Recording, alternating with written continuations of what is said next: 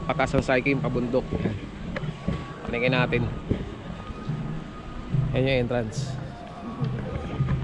Yung entrance niya mga. Paningin natin. First time ko papanigin to sa loob na isang taong ko rito. First time.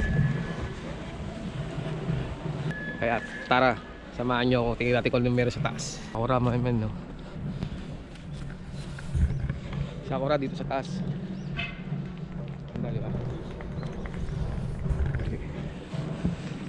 Picnic. Sakura, men, ang ganda.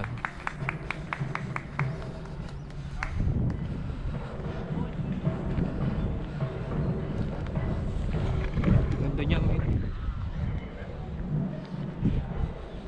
Sakura. Dami, di ba? Ulit.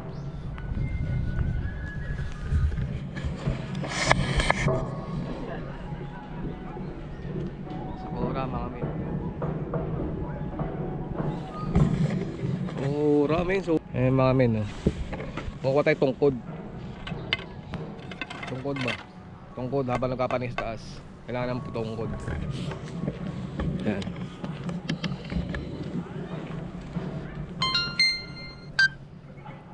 Ulit eh.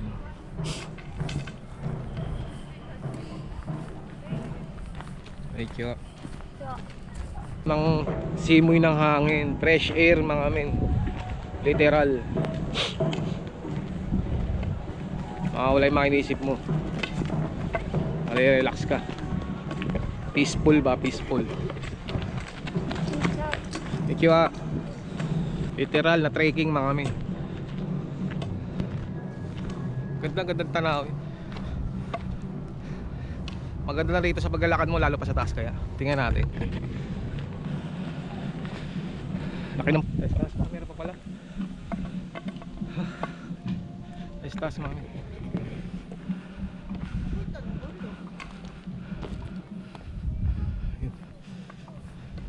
Yun na yung psyche. Meron pang pinakataas. Ano yung pinakataas?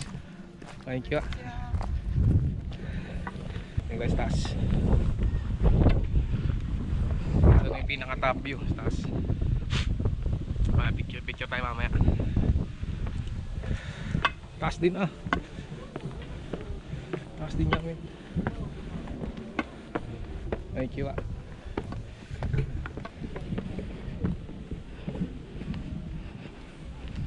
Meron pa pala sa kabila. Wala ako sa taas. Wala ako dito, man. Sarap. Sarap mag-unwind. Sarap mag-unwind dito. Yung mga almusal dito kakain. Ito yung sa baba. Yung sa mat, sorry, sa baba. Buong saigi. Kitang-kita yung buong ano, buong saigi mga men. Sarap dito. Sarap. Sandali lang ang lakaran, trekking ba. Pero sa dulo, tingnan na si dulo. Mamaya tayong picture.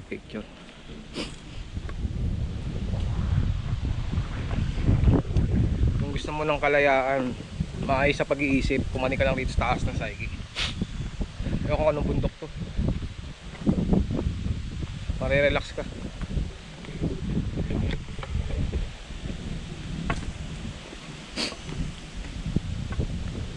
Relax kami.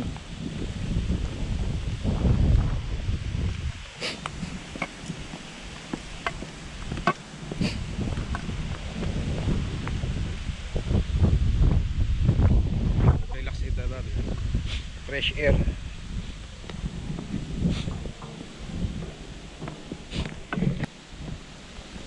Okay, wa.